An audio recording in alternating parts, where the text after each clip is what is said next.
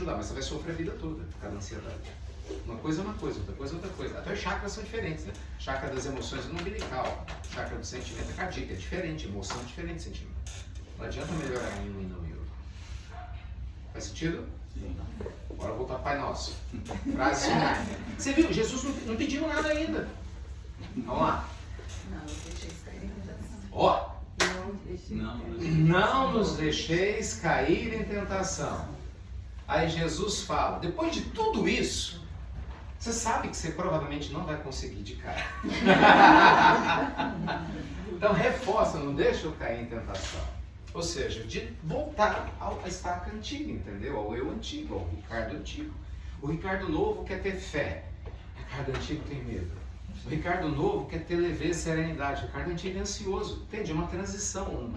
E esses dois coexistem no mesmo Ricardo. Aí tem dia que eu estou mais para o Ricardo novo, eu chamo do eu sagrado. Tem dia que eu estou mais para o Ricardo antigo. Nós estamos no middle do caminho aqui, né? Você está fazendo a transição. Tem que compreender isso. Eu falo até, nossa, as armadilhas do ego, né? Às vezes a gente fica ansioso para deixar de ser ansioso. É como uma pessoa que tem apego ou desapego. Pessoa que tem orgulho de ser humilde. Vocês nunca viram isso, né?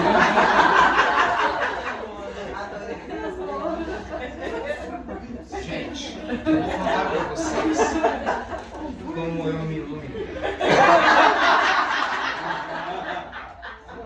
Não foi fácil abrir mão de tudo. Poucas pessoas conseguem, mas eu acho que se eu conseguir, vocês podem. Minha compaixão é enorme. Pode ficar tranquilo, eu acho que eu vou ajudar você. Essa é simplicidade em pessoa. Ai, ai. Não tem jeito não, Jesus fala assim, criatura, você sabe que você vai cair na tentação, criatura. Então pede para melhorar. Então o negócio é o seguinte, todo mundo sabe que a gente vai falhar. Ninguém espera que você vá em linha reta, nem eu. Só se espera que você não fique na linha torta. Presta atenção nisso. Sair do caminho não é o problema. Gostar de ficar fora dele é que é. E guarde isso, viu? Quanto mais tempo a gente fica fora do caminho, mais longe vai ser quando você resolver voltar. É como a gente está dirigindo na autoestrada, na avenida lá, né? Você está lá nessas turnpikes aí. Saiu, foi para o lugar que não deveria. Volta. Lá no Brasil, vai para acostamento, volta. Porque se a gente se acostuma a ficar, em algum momento o carro bate, você vai ter problema, vai ser multado. A lógica é a mesma. Então às vezes não tem jeito, a gente tem períodos da vida que a gente desequilibra. Seja qual motivo for. Né? Não importa os porquês. Desequilibrei, percebeu? Volta. Por isso que a gente precisa ter práticas poderosas constantes. Elas é que nos salvam. Não adianta. Não tem vida fora disso. Tem que ter as nossas práticas. Seja meditação, vou no centro uma vez na semana, vou na igreja, vou não sei onde. E os espíritos sabem disso. Por isso que é muito fácil você normalmente tirar uma pessoa isolada do caminho. Porque como todo mundo vai ter os seus altos e baixos, normalmente quem está sozinho, e a maioria de nós está longe de ter uma maturidade grande, tem muita dificuldade de voltar para o eixo.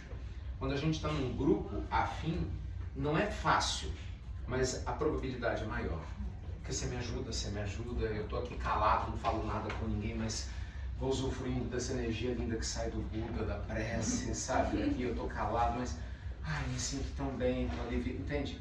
Se eu estou sozinho em casa e entrego os meus pensamentos, a minha vibração, eu vou ficando intoxicado comigo mesmo. Entende? Então assim, tem que ter o grupo.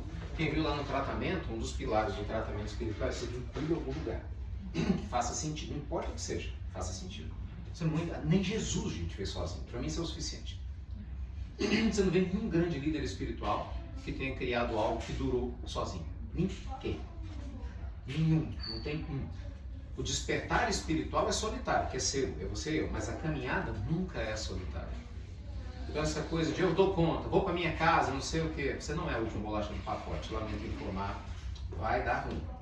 Como a gente fala no Brasil, não vai funcionar. Infelizmente ainda não funciona. Então, são as tentações, a gente vai ter várias. Então a gente sai da estrada, volta. E aí ele termina, é Pai Nosso. Livrai-nos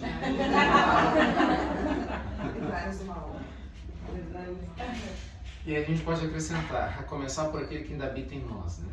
Porque às vezes a gente fala, livrai-nos do mal, só do mal externo. Não, me livra do meu mal interno, da minha capacidade de me botar para baixo, as minhas formas de pensamento negativas que eu sustento há muito tempo, do meu velho eu, que eu respeito, quero integrá-lo a quem eu sou, mas ele ainda me puxa para o eu que eu não quero ser mais.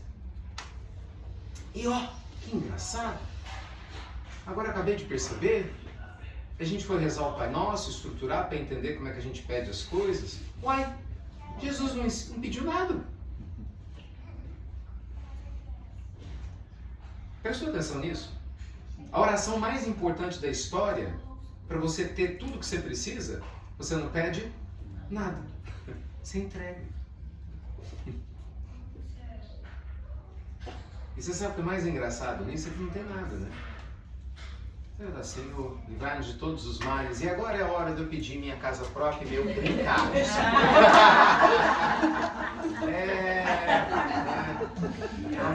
Americana vai chamar de meu de mim.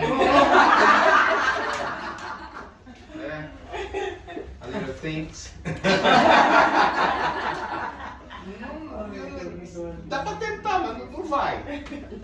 Ai, eu brinco. Quando eu fazia visita no hospital, lá em Belo Horizonte, né, no João 23, eu não aprendi a fazer isso, assim, desde cedo. Deixa eu ver se dá conta.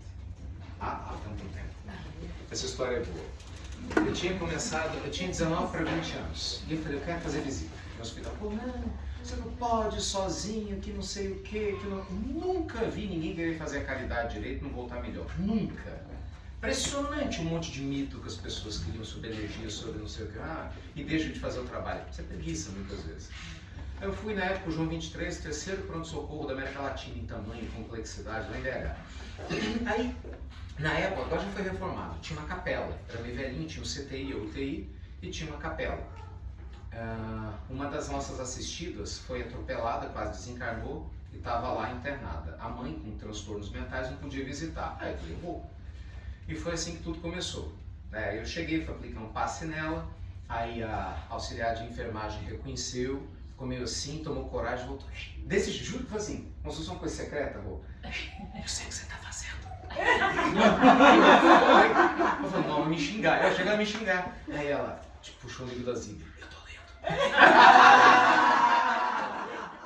E aí tudo começou, né? Aí ela falou, não, porque a doutora Milza, na época, né, a coordenadora era espírita também, ela coordenava os dois, fazia umas reuniões com quem queria. Eu falei, será que eu consigo uma autorização dela para fazer visita? Enfim, no final das contas, o diretor do hospital me deu autorização. Eu podia entrar 24 horas por dia no hospital para fazer oração, em qualquer aula. É só respeitar os horários da troca, os tratamentos. Então eu ia, domingo, sábado, feira. Nossa, mas pensa num período maravilhoso da minha vida. Adorava, adoro, né? E aí tô lá, aplica passinho e outro, vi muita gente desencarnar, muitas histórias difíceis, duras, né? Eu lembro de uma senhora que eu conversei com ela, imagina, você conversar com a pessoa com o abdômen aberto, isso coisa de filme, né? Ela tava com o abdômen todo aberto, com plástico, ela tinha feito lá a cirurgia, conversando comigo normalmente. Eu falei, gente, essa mulher é incrível, conversando comigo, os órgãos assim expostos. E aí passa um tempo, ela não resistiu, né? Tem muitas histórias, muitas. Mas especificamente a que eu quero contar é essa. Você sabe, suicídio a gente normalmente não se divulga, né? Até hoje é isso. Sem se divulgar, você vê a taxa gigantesca, piorou ainda depois da pandemia. Então não se divulga. E aí chegava muito, tecnicamente, eles chamam na área de saúde, tentativa de autoextermínio. Então as meninas do hospital me ligavam. Cara, chegou um autoextermínio aqui, chegou fulano de tal. Aí eu tentava dar um jeitinho lá, fazer a pressa. Só que teve um caso, eu não sei o que cargas d'água, isso vazou na mídia, não sei. Teve um rapaz que ele pulou de um viaduto conhecido lá em Belo Horizonte, chamado Viaduto da Lagoinha. Tinha pulado. E apareceu isso aí no jornal. Assim, fulano pulou o viaduto da Lagoinha, acho que deu problema no trânsito. Eu falei, o viaduto da Lagoinha deve ter ido pra lá, né? Aí dito e feito. Demora um tempo, as meninas me ligam. Eu vou lá, tô indo aí. E eu tava no início.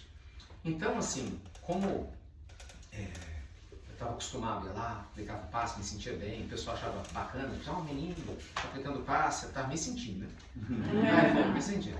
Aí eu entro lá, mas bonitinho, passava na capela, pedia proteção, orientação. No final, falo assim, olha, se tiver alguém aqui, por favor, fique, que eu preciso continuar com o trabalho. Até aí tudo bem. O problema veio agora. Estou lá, cheguei a aplicar o passe no rapaz.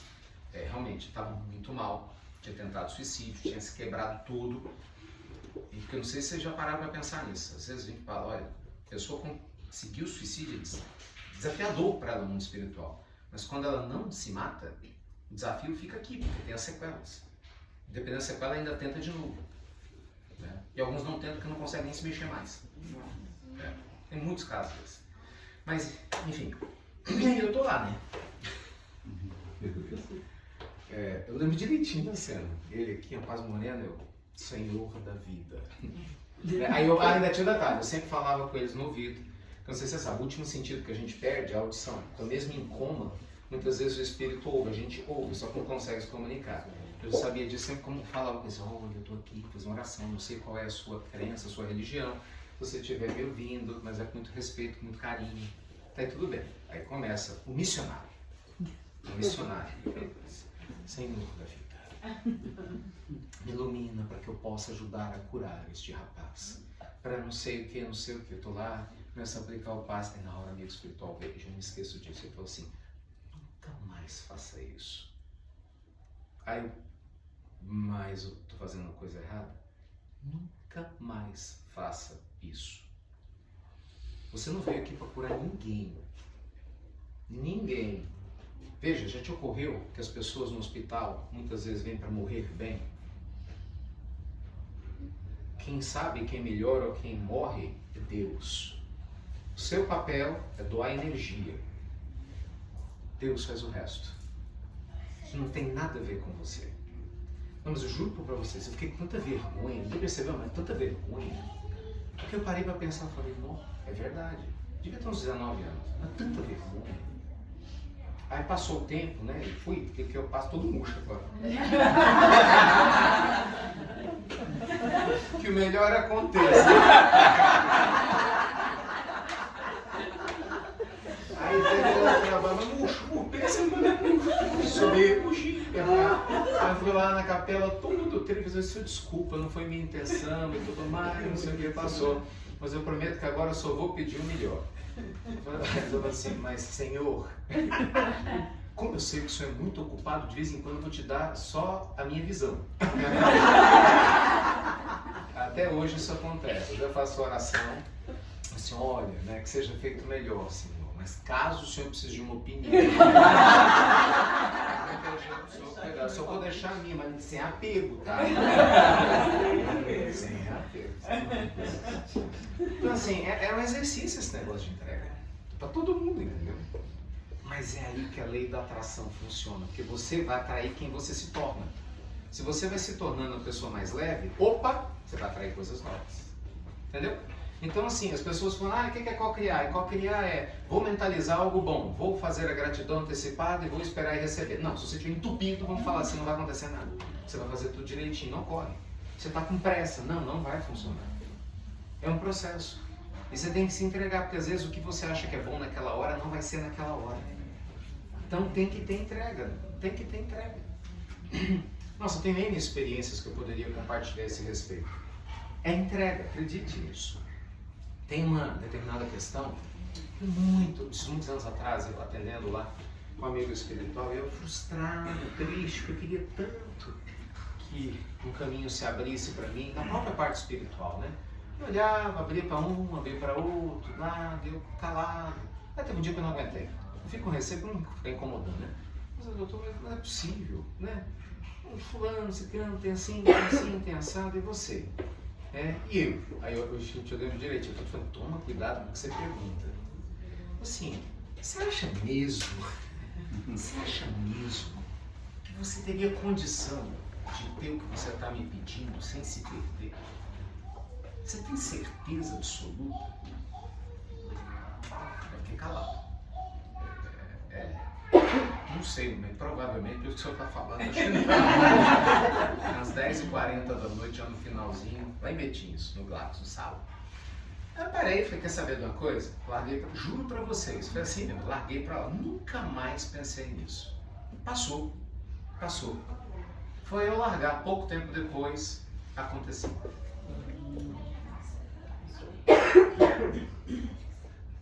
E aí eu tinha esquecido dessa conversa.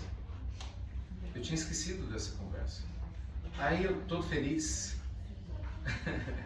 Aí numa conversa lá, não vou me lembrar, sendo muito honesto, foi um tempo depois, mas foi um tempo depois, ele falou, você se lembra daquela noite? Você se lembra daquele... Eu lembro. Você entende que ali você não estava pronto? Aí eu juro pra vocês, eu chorei de alegria e de gratidão. Eu falei, olha só como a gente é cuidado e não se dá conta. Na hora que você está com raiva e você está sendo cuidado. Então muitas vezes você está pedindo um monte de coisas, entende? Que é importante, que é justo, que é bom para você, para a família, para o mundo, não importa. Mas nem sempre o preço, porque tudo tem um preço. A gente está pronto para pagar.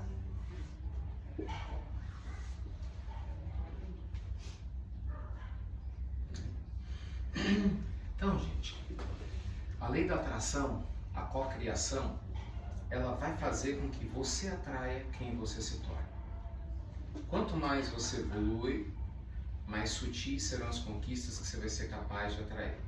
Quanto mais eu vou utilizar as técnicas, mas num patamar que eu ainda não cresci, mais limitado é o processo. Mas não que a lei divina é limitada, eu estou limitado, eu sou a criança me alfabetizando, não aprendi a ler direito ainda.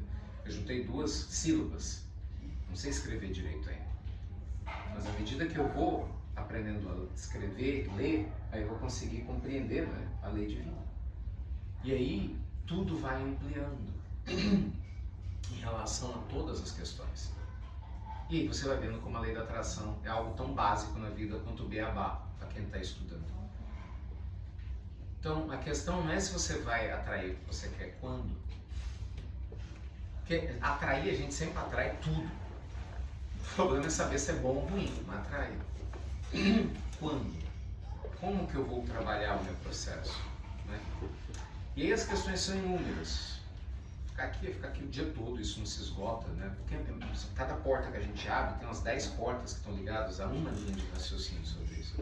Veja, não estou nem falando de obsessão, não estou nem falando de herança espiritual, não estou nem falando de outras pessoas bloqueando. Por enquanto a gente está só falando da gente. Tem muitas questões. Não estou nem falando do que eu trago karmicamente para vivenciar, que eu preciso aprender. Tem coisas que eu não vou mudar. Vamos falar um pouquinho sobre isso, para eu abrir para a gente conversar. Tem coisas que a gente não vai mudar. Quem escuta os filhos talvez já tenha me ouvido falar muito sobre isso. O pessoal manda muito a pergunta nas filhas noturnas, né? Ah, mas aconteceu, até onde eu posso mudar? Até onde eu posso mudar? Eu não tenho como afirmar até onde você pode mudar. Mas vamos lá. Com certeza, você pode, senão, para que ter livre-arbítrio? Não faria sentido. Mas não tenha dúvida, porque está no livro dos Espíritos. Pergunta 920, 21 e 22. A gente tem dores maiores do que deveria na Terra por causa da nossa capacidade de aumentar essas dores. Não é porque elas têm que existir. Depois vocês leiam lá, 920, 21 e 22. Então, se estima 20%. Tem coisa que eu não vou mudar. Então, a cocriação vai ser eu cocriar a minha paz no que eu não consigo mudar. De novo, os alcoólicos anônimos, né? Sabedoria para mudar o que eu posso, né? Aceitação para aquilo que eu não posso, né? Essa compreensão, esse entendimento para diferenciar uma coisa da outra, né? Mas 80% você muda. Muda. Você muda o formato do seu corpo, você muda a sua vida financeira, muda as pessoas que você atrai, cocria. Por quê? Porque a gente acha que a vida está toda determinada. Ela não está toda determinada. As pessoas confundem. Eu conversava com um amigo que eu respeito, gosto muito dele, bastante inteligente, mas ele me deu esse espaço para estar confundindo as coisas. Está confundindo as coisas. A onisciência de Deus não quer dizer que o destino está criado. Não, uma coisa é uma coisa, outra coisa é outra coisa. Deus ser onisciente significa que ele sabe de tudo. Então eu não tenho dúvida, Deus sabe das escolhas que eu vou fazer, mas ele não quer interferir em nada dessas escolhas. Eu escolho. Entende? Você escolheu estar aqui, você podia não estar aqui, eu podia ter escolhido não estar aqui. Não adianta, a gente escolhe. E a gente escolhe ir ou não ir, ficar ou não ficar, reagir ou não reagir, trabalhar pelo perdão, se deixar consumir pela mágoa, você escolhe. Então, na medida que a gente vai fazendo esse movimento, né, de amadurecimento, gente, não tenha dúvida, você vai começar a atrair muitas coisas. Vamos falar um pouquinho sobre isso. Eu estou tentando fazer um compilado aqui, né? A gente vai começar a atrair. E aí a parte que eu acho mais legal, como que o universo fala com a gente? Como é que eu sei? Sinais. Sossega o facho. Vai. Só que não vem do jeito que você quer. Vem do jeito que você entende. Isso é que é interessante. qual que é o problema? De novo, não ensine Deus a trabalhar, não queira ensinar o universo o trabalho dele, ele sabe fazer. Porque às vezes a gente fala assim, ó, o negócio é o seguinte, eu tô criando um novo trabalho aqui nos Estados Unidos, eu preciso ganhar em dólar, né, mano? Sustentar em real lá não dá mais. Eu preciso ganhar um dólarzinho, mas eu quero trabalhar em tal lugar, estou me visualizando assim, estou me visualizando assado. Então, olha, por favor, me dá um sinal. Aí eu não falo nada, mas aí eu penso e começo a procurar sinal em livro, começo a procurar esse... Você está dizendo para o universo onde você quer o sinal. Não é assim, meu filho. Porque os sinais vêm das formas mais inesperadas. Por quê? Porque o sinal não vem para o ego, ele vem para o sagrado. Se vier para o ego, ferrou. Não vai vir. Então, muitas vezes o sinal vem num transeunte que está passando no meio da rua. De repente você está aqui do nada, vem um passarinho, pousa ali, você começa a olhar, porque não tem nada a ver um passarinho no meio da chuva. De repente você está ali, aí o amigo espiritual gruda no teu ouvido e fala, tá vendo aquele passarinho no meio da chuva? Olha como ele voa, apesar das dificuldades. Já parou para pensar que nessa escolha que você quer fazer, mesmo no meio da dificuldade você tem que voar? Você não acha que você está parado e deveria buscar mais emprego, devia para não sei o quê? De repente, do nada, vem as ideias. Nossa, eu acho que eu estou tão acomodado. Não acomodado, quem sabe eu vou procurar emprego essa semana. Eu esqueço do passarinho. Aí essa semana eu tomo coragem. Não prestei atenção em nada. De repente eu vou achar o emprego. Mas porque eu fiz o movimento primeiro. Então as coisas são muito inesperadas. Eu falo, eu tenho uma ligação muito forte com animais. Muito, muito forte. E várias das vezes os sinais que eles me mandam é através dos bichinhos. Eu moro num condomínio também lá no Brasil, e aí tem uns animais, tem os nossos e tem os animais do condomínio. Então é incrível, que eu saio para caminhar e fico torcendo para aparecer os cachorros lá, que normalmente me acompanham de vez em quando, né? Vai, outro vem. E eu me lembro bem, eu tinha um tempo que eu não via nenhum. Caminhava na tristeza, cadê? Não apareceu ninguém, eu esqueci. E aí eu estava precisando muito de uma confirmação de um caminho. Falei, Senhor, seja como for. E eu tinha acabado de fazer oração. É muito legal como isso funciona. Acabado de fazer oração. Mas é entrega, seja como for. Vou caminhar. Assim, vou caminhar. Na hora que eu saí, estava lá na porta da minha casa. Ela estava passando na porta da minha casa. Na hora que eu olhei, eu, Belinha. Ela veio balançando o rabo. Aí eu, na hora, obrigado, entendi. Aí chega, me deu uma paz. É sinal. Para muita gente isso não faz sentido nenhum. Então entenda, não adianta você querer padrão. Não funciona assim. São sinais que vai vir para você de confirmação, de validação. Pode ser pessoas aparecendo, te dando dicas sobre alguma coisa. Sabe, você precisa mudar, aí de repente ontem aparece uma informação, hoje vem, eu estou aqui do nada e falo algo que te falaram ontem, sabe, de algo que você pediu segunda, você fala, gente, assim, é muito louco isso mesmo. Porque isso mesmo é um sistema, né? Então, os sistemas vêm. E aí os sinais vão implodindo, vão aparecendo, a gente chama de coincidência, Jung chamava de sincronicidade. Chama de sinais. O universo está um pouco preocupado com nomenclatura. Simplesmente eles vêm. Por isso, a fala do Cristo. Quem tiver olhos para ver, que veja. Quem tiver ouvidos para ouvir.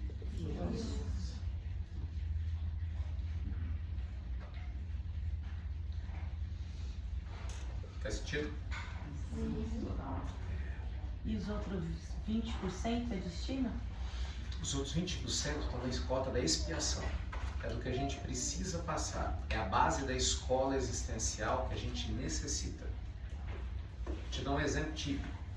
Exemplo de livro, né? Eu brinco assim, tão típico. Eu reencarnei, minha mãe desencarnou no parto. Não tem nada que eu possa fazer contra isso. Eu posso até ter uma boa madrasta, né? A gente brinca com uma boa drasta. Mas minha mãe não vai reencarnar ali pra mim, né? Eu reencarnei sem um braço. Nasci com cotoco. Eu posso atrair alguma tecnologia que vem, mas eu estou criando meu braço brotando, crescendo. Não vai. Você quebra de lei divina.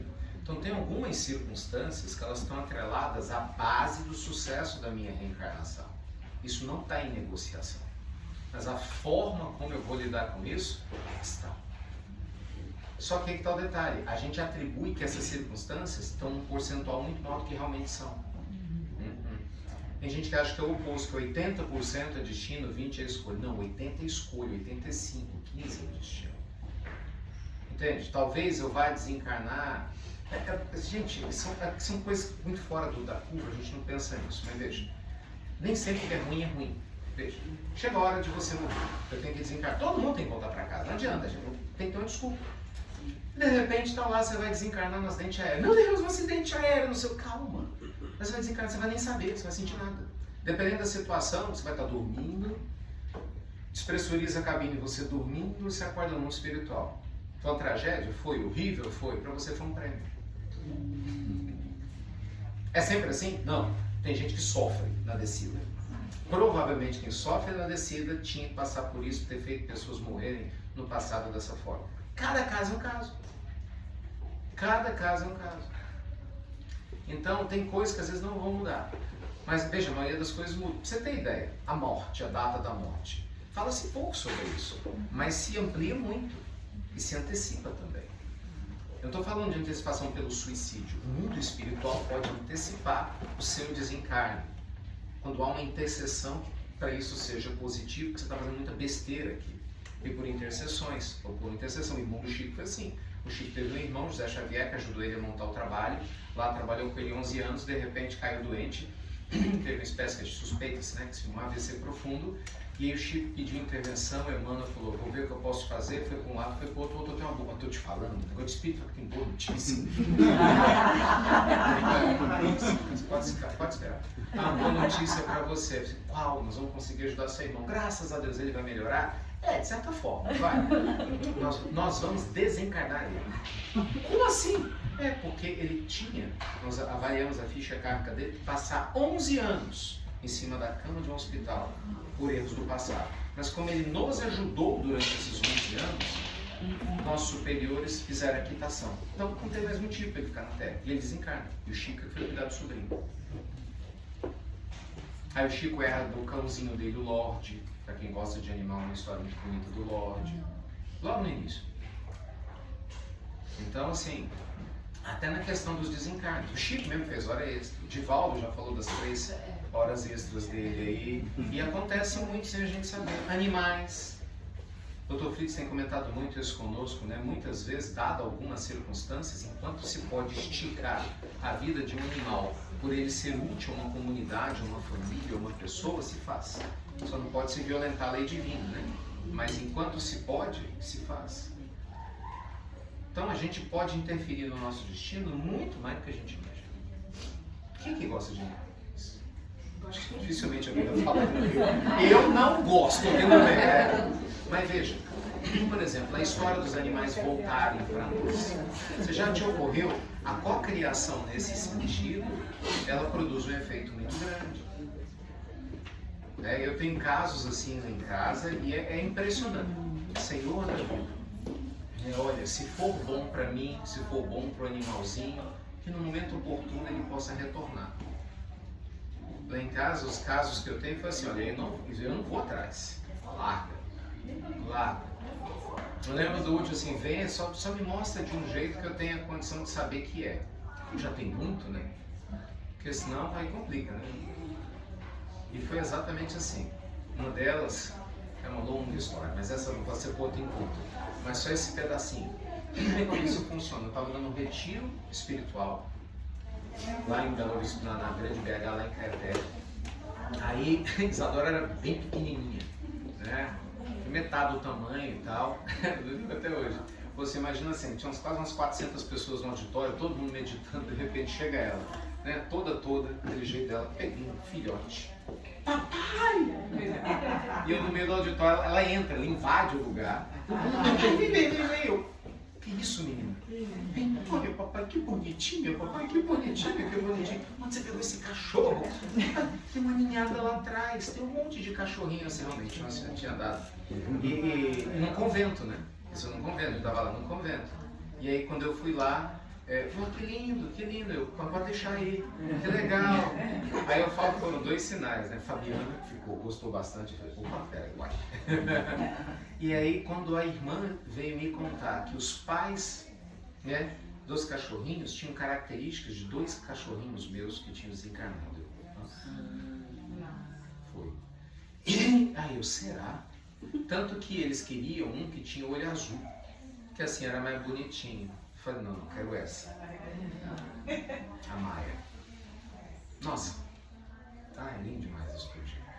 Aí ela vem, e é impressionante, ela tem o mesmo tamanho que tinha na existência passada, com as mesmas características. Uma vira-latinha linda, ela é bem bonita. Mas uma vira-lata, linda. O outro também é, que veio numa outra circunstância.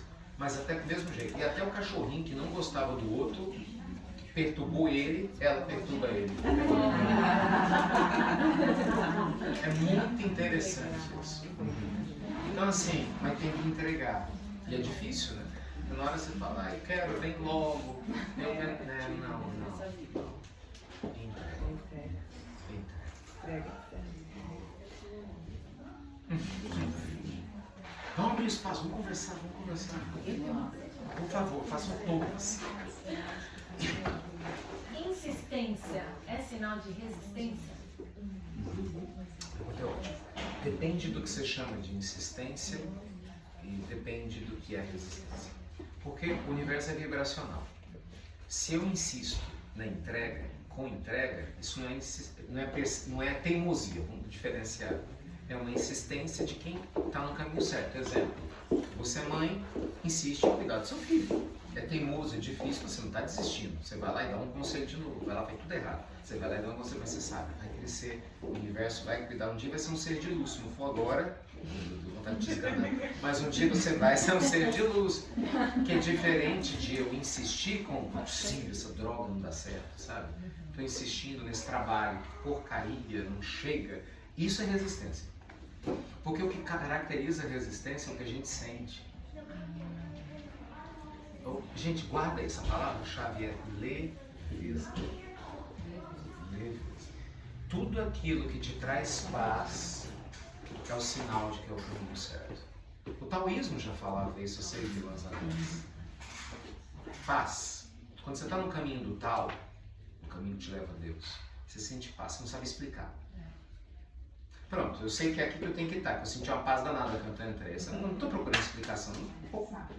Chega uma hora que você não precisa mais de explicação.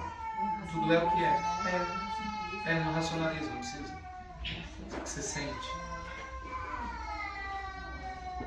Faz sentido? Não estou dizendo que é fácil. É um processo. Vamos lá, deixa eu só investir mais na resposta. Quando que eu sei que é teimosia? Tem um sinal claro, não tem progresso nenhum. Não vai, e você não tem paz. Quando que eu sei que é persistência? Você tem paz, você vê sinais de progresso, ainda que esteja longe do resultado final. Mas tem os sinais. Aparece uma coisinha, uma coisa, por exemplo, estou em busca do emprego, né? Aparece uma coisinha, de repente alguém me chama para entrevista, deu errado. Hoje tem função, não tinha nada. Entendeu? Eu quero vender um imóvel no Brasil que está agarrado, que eu preciso trazer um dinheiro para cá, e não vendia nada, de repente vem um sinal. Já foram na casa avaliar, foram 3 visitas, ninguém nem mandou proposta, mas antes ninguém ia. Entendeu? Esse tipo de coisa linda. Aí você vê os sinais que vão chegando. Eu acho que é o seu sinal. Eu acho que é muita coincidência chegar agora na sua pergunta com o verde da esperança. O universo agora não foi sutil, foi um tapa na cara, chapuletado. E o pior é que assim a gente ainda questiona. Será que é isso mesmo? É coisa da minha cabeça. Tipo, aqui, ó, o Mika vai virar, meu Deus, de novo. É assim mesmo. Quem mais? Eu sou um pouco leiga, mas assim, tem a questão de assinar um contrato para voltar, certo? Vai lá, faz a pergunta. Se você, porque eu vi um meme, né? Aí, se você assinou que você queria voltar pobre, e aí nessa vida você é pobre e você quer ser rico, tipo, você quer ter prosperidade. Não tem como mudar porque você assinou o contrato ou faz parte dos 80%. Qual que é o seu nome? Mariana. Hoje em dia a gente queima contrato.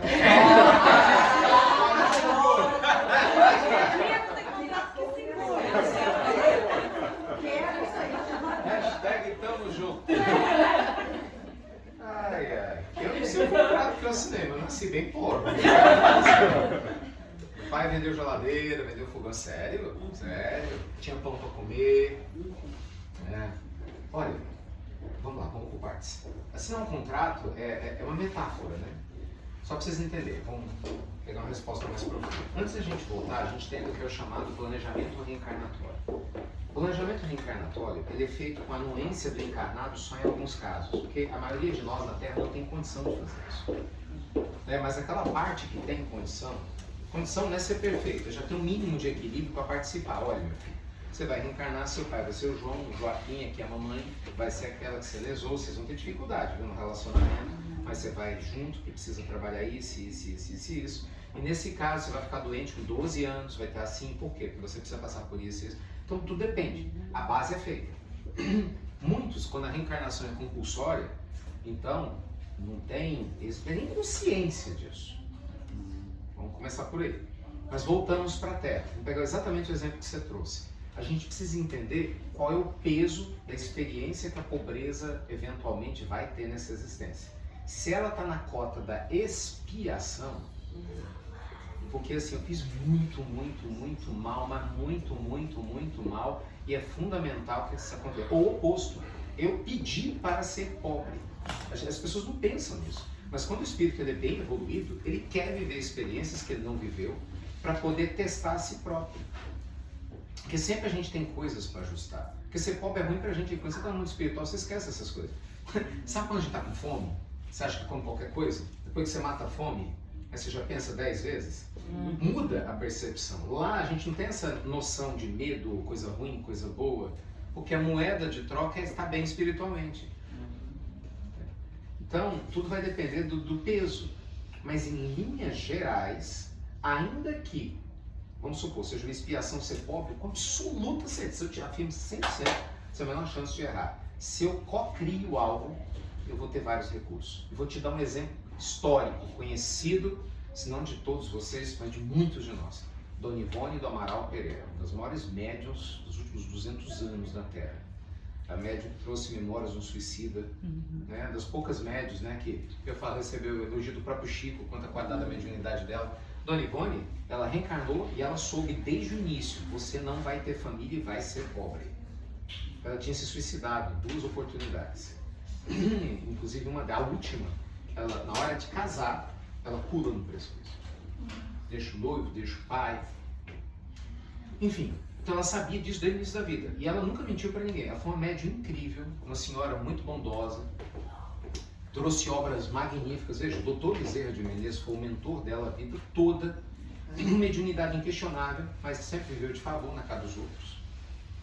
Teve uma vida de muitas dores, foi humilhada diversas vezes.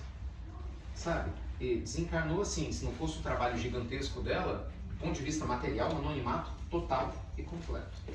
Mas ela venceu essa prova. No caso dela, ela precisava disso para que ela tivesse o diploma que ela teve no mundo espiritual quando chegou lá, de completista. Entende? Então assim, cada caso é um caso. Mas com certeza você ameniza muito. Porque, por exemplo, eu posso ser pobre, mas olha que diferença. Eu posso ser um pobre que vou ter várias pessoas para me ajudar, eu posso ser um pobre que vou atrair um monte de gente para me ferrar ainda mais. Eu posso ser um pobre ganhando 2, 3 salários, não vou comprar muita coisa, mas não falta nada, eu posso ser um pobre passando muita fome. Sabe? É muita diferença. É como a história do autismo. Eu tenho uma irmã autista, então eu posso falar disso muito bem. Eu vejo o caso lá. A Rayane, ela com certeza fez as bobagens lá atrás. A Rayane veio. A Rayane recebe amor desde o primeiro dia. Mesmo com os meus pais, com as dificuldades que tinham, desde o primeiro dia. Ela continua sendo bem tratada e amada até então. Tem várias crianças autistas que sofrem maus tratos, abuso sexual, apanho.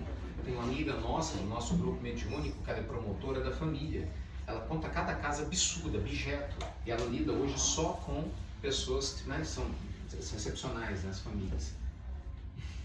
Entende? Mesmo na prova, você alivia muita coisa. Aproveitando o gancho da cooperação, eu estou aqui nos Estados Unidos tem 2 anos e meio. Desde o dia que eu tirei o pé do Brasil, que eu estava vindo para cá, meu maior medo era que minha mãe morresse. Meu maior medo. Eu não sei por quê, porque minha mãe é saudável, uma pessoa maravilhosa, nova, jovem. E eu tinha esse medo, mas do nada.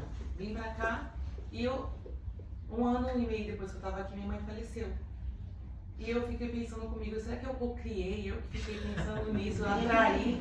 Porque nesse 1 ano e meio, eu tinha esse medo diário. Eu morria de medo. Meu maior medo é minha mãe. Mas minha mãe não é doente. E a minha mãe, ela faleceu, morte súbita. Ela tinha 63 anos, ela morreu sem nenhuma doença. Ela dormiu e não acordou.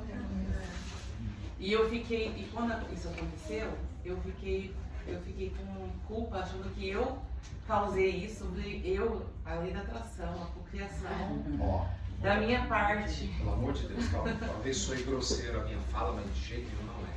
Você não tem poder nenhum para fazer isso. É aquilo que você falou na hora. Ninguém, eu a última bolachinha do pacote. Para te deixar tranquilo, prestem bem atenção. Vamos pensar do outro lado. Pensa num processo obsessivo, grave. Se fosse possível alguém me matar, eu não estava aqui, nem você. Você acha que uma filha?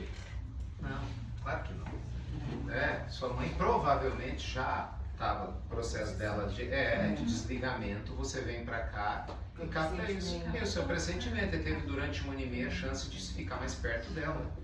Entendeu? Ainda que fisicamente aqui. Eu sei que esse é um dos maiores desafios, assim. Tem umas pessoas, a gente fez um trabalho grande lá na Europa, nós vamos voltar para lá, e tem uma amiga lá de Londres, que ela viveu esse processo com o pai. Ela se culpava muito, ela era a filha do pai, e ela casou, e ela devia estar lá com meu pai, mas não muda nada. Então, o universo é sábio, se o universo quisesse que ele desencarnasse, ela visitava ele. Por que ele não desencarnou quando ela estava lá? Eu também. É isso, entendeu? Por isso, por eu não estar perto. Então, assim, sim, mas não era para estar, esse é o ponto. Quantos Não é? desencarnos não tem? Sim, vou te dar um exemplo, olha, vou te dar um exemplo meu. Meu pai, eu fui o último a vê-lo da família encarnado antes dele desencarnar. Minha mãe teve câncer, né? Ajudou demais a gente no trabalho das pílulas. Estou aqui por causa dela, porque foi ela que me apresentou a roupa e o sistema todo para a gente estar aqui. Várias coisas, no efeito dominó. Então assim, minha mãe quando a gente descobriu foi um susto, porque já era metástase. Então assim, foi uma situação bastante complicada, né? E vai, eu lá do lado, e eu tinha que viajar, porque o meu trabalho é viajar. Toda vez eu falava lá com a mãe, senhora me perdoa, mas eu preciso viajar. Ela, eu sei. Sempre foi, vá, mas é que qualquer coisa me liga, meu irmão tá aqui, a gente tem um cuidador e tal. Não sei por que quis o destino que ela desencarnasse um dos dias que eu tava viajando. Entendeu? E eu cheguei assim, de tarde, ela desencarnou de manhã. Que bom, meu irmão tava lá. Tá tudo certo. E a gente comprou a passagem para ir pro Brasil e o aeroporto fechado, porque 3 dias ficou fechado por conta tava tendo furacão. Ou seja, eu não podia nem me despedir, eu não podia ir lá. Não era mesmo. Não era, Porque não cai com folha d'água. Aí eu te digo, Aí a gente falou, não podia ir. porque talvez o que o Senhor da vida deseja é que você aprenda a amar sua mãe pela essência, não na forma. Vamos lá, já que você tocou nesse assunto, que isso para nós eu sei que é uma coisa pesada. O que acontece? Uma vez, o amigo espiritual me disse isso em outro contexto, como isso é libertador. Fala assim, por que vocês sofrem tanto na Terra com a morte? Porque vocês associam e misturam amor à forma. A essência é indestrutível, a forma se destrói e se renova, a essência não. No dia que você aprende a amar a essência e descobre que a essência não morre, muda. Por exemplo, um dos maiores representantes budistas da história recente foi o Thich Nhat Hanh, o mestre Tai. Não sei se vocês identificam, desencarnou tem 2 anos e tal, amo ele. Trabalho magnífico que ele deixou. Ele sempre falou isso, não tenha medo da morte, porque a sua essência, ela está num todo. É que a gente chama de interser, né? O budismo fala do interser. A água que está aqui na chuva vai cair, vai irrigar alguma plantação, que vão tirar uma cenoura dessa água, que vai chegar no supermercado, que você vai comprar, e essa chuva vai entrar no seu corpo indiretamente. Só que aquela cenoura vai receber um sol, então você tem sol no corpo, você tem água da chuva, você é um interser. Aí daqui a pouco a gente desencarna, a gente devolve. Então, assim, eu estou em tudo e tudo está em mim. É ilusão a gente falar que a gente está desconectado. Então ele falava disso, a forma ilude muito e faz a gente gerar apego. A essência não. Então na essência você se conecta com ela imediatamente. Assim, Claro, gente, pelo amor de Deus, cada um tem o seu processo. Nunca fui nenhuma vez em túmulo do meu pai e da minha mãe. Zero. Não identifico. Nunca. Todos os animais que eu amo desencarnou, não tenho apego zero. Zero. Eu falei lá em casa, se eu desencarnar primeiro, não sei como é que vai ser a condição, crema logo. Para não dar trabalho, para não ocupar espaço. Qualquer forma, acabou. Fechou, fechou. Essência. Então você vai viver o seu luto na essência. Porque a gente se apega muito. Só que a forma, no momento evolutivo da gente, ainda é necessária. Em muitas questões. Mas para você ir para o próximo nível, você não vai apegar da forma. Então somos promovidos, então? Quando tem o desencarne, a gente ganha uma promoção, então. Não. Você herda o que você se tornou. Depende. Aí depende. Se você se tornou algo não muito bom, não vai ser uma promoção. É um downgrade. Um downgrade. Vai ser um downgrade. Depende. Porque assim, pensa, gente, como isso é real. Assim que a gente desencarna, você é literalmente quem você era um dia antes de morrer. Só que você cura. Não muda nada. Literalmente nada. Muda as circunstâncias externas, nada.